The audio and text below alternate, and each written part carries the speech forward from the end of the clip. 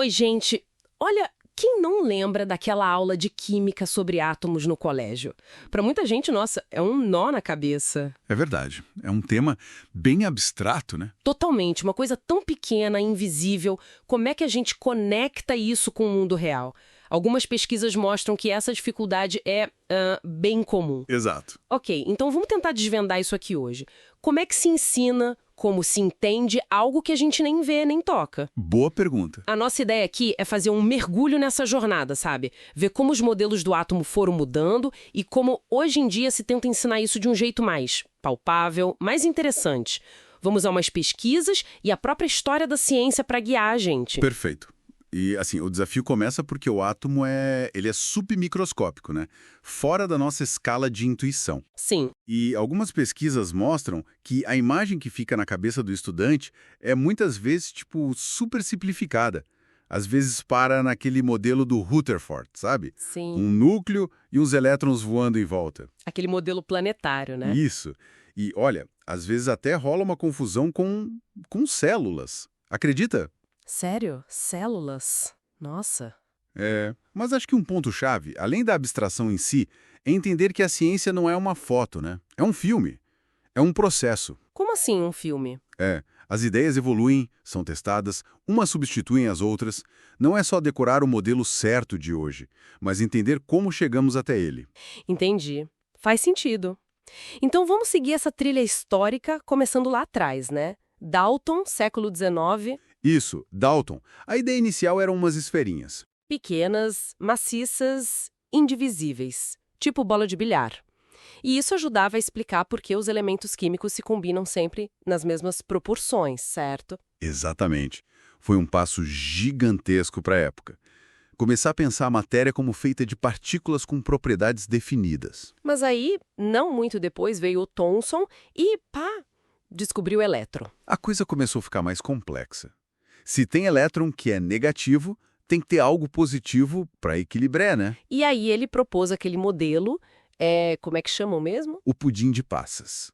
Uma massa positiva, tipo pudim, com os elétrons negativos incrustados, como as passas. Isso, pudim de passas. Mas aí veio o Rutherford e deu uma chacoalhada em tudo, né? Com aquele experimento da folha de ouro. Ah, aqui a história fica boa demais. Fica muito interessante. Ele bombardeou uma folhinha de ouro bem fina com partículas alfa, que são positivas. E esperava que elas passassem direto ou desviassem só um pouquinho, pelo modelo do Thomson, né? Exato. Mas o resultado foi surpreendente. A maioria passava direto, sim, mas algumas poucas fica-o-cheteavam, desviavam muito forte, algumas até voltavam. Nossa, como assim? Foi aí que ele sacou. O átomo não podia ser maciço como um pudim.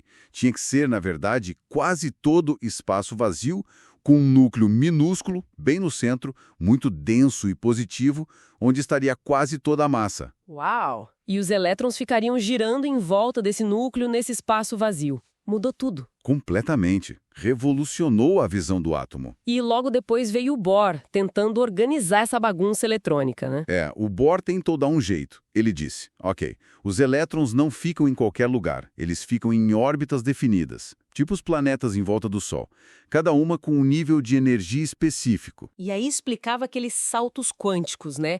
O elétron pulava de uma órbita para outra, ganhando ou perdendo energia. Isso. Funcionava bem para explicar as cores que certos átomos emitem, por exemplo, mas tinha um problema. Qual? Só funcionava direito mesmo para o átomo de hidrogênio, que só tem um elétron. Para átomos mais complexos, a teoria dele começava a falhar. Ah, entendi. Então ainda não era o fim da história. Longe disso. Aí, nos anos 1920, a mecânica quântica chega e, bom, vira o jogo completamente. É outra revolução. Mecânica quântica. Já começa a complicar, hein? É um mundo diferente, sim. Primeiro, a ideia da dualidade onda-partícula. O elétron não é só uma bolinha, ele também se comporta como onda. Onda? Como assim? É difícil de imaginar, mas é como a luz, que às vezes se comporta como onda, às vezes como partícula. O elétron também tem essa dupla natureza. E tem mais, né? O tal princípio da incerteza. Do Heisenberg. Esse é fundamental. Ele diz basicamente que a gente não consegue saber ao mesmo tempo e com precisão absoluta onde o elétron está e para onde ele está indo, qual a velocidade dele. Espera aí. Quer dizer que nunca dá para saber exatamente onde o elétron tá? Não com 100% de certeza, e ao mesmo tempo saber sua velocidade exata. Se você mede a posição com muita precisão, perde precisão na velocidade. E vice-versa. Caramba! E como fica o modelo com isso tudo? Cadê as órbitas do Bohr? Pois é, elas somem. O modelo atual, que vem da equação de Schrödinger, troca as órbitas certinhas definidas por outra coisa. Os orbitais. Orbitais, o que é isso? Orbitais são regiões do espaço ao redor do núcleo onde existe uma alta probabilidade de encontrar o elétron. Não é um caminho fixo, é uma área provável. Ah, tipo uma nuvem. Exato. Uma analogia comum é pensar num ventilador ligado. Você não vê as pás individuais, mas vê a região borrada onde elas estão girando. O orbital é como essa nuvem eletrônica de probabilidade. Entendi. Então saímos das bolinhas, passamos pelo pudim, pelo sistema solar e chegamos numa nuvem de probabilidade. Isso. E o fascinante aqui, eu acho, é essa mudança de mentalidade. A gente abandona a certeza das órbitas por um modelo que descreve o mundo quântico usando probabilidades. É uma quebra de paradigma. Total. Mas se o modelo atual é tão anti-intuitivo, tão baseado em probabilidade, volta àquela questão do começo. Como ensinar isso?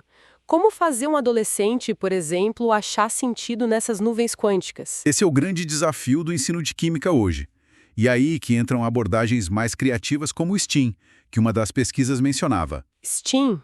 O que significa? É uma sigla em inglês para ciência, tecnologia, engenharia, artes e matemática.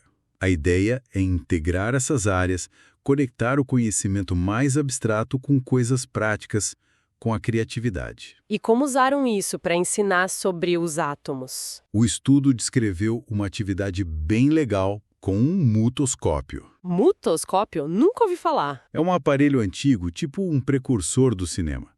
Ele cria a ilusão de movimento com a sequência de imagens em cartões que giram. Os estudantes, nesse projeto, construíram seus próprios mutoscópios com materiais simples. Que legal! E o que eles colocaram nos mutoscópios? A história da evolução dos modelos atômicos, desde a bolinha de Dalton, passando pelo pudim, pelo modelo de Rutherford Bohr, até chegar nas ideias mais atuais das nuvens eletrônicas. Nossa, que ideia genial! Sim, porque eles tiveram que pesquisar a ciência, desenhar ou criar as imagens, artes, montar o aparelho, engenharia, tecnologia. Eles não só aprenderam o conteúdo, mas vivenciaram a ciência como essa construção histórica que a gente falou, algo que muda, que se desenvolve. E o abstrato ficou mais concreto, imagino. Fez mais sentido. Exatamente.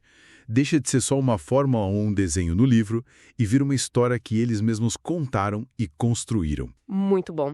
Então, recapitulando nossa conversa, a gente saiu daquela ideia simples da bola de bilhar, de Dalton, passou pelo pudim de passas, pelo átomo planetário e chegou nessas nuvens de probabilidade da mecânica quântica.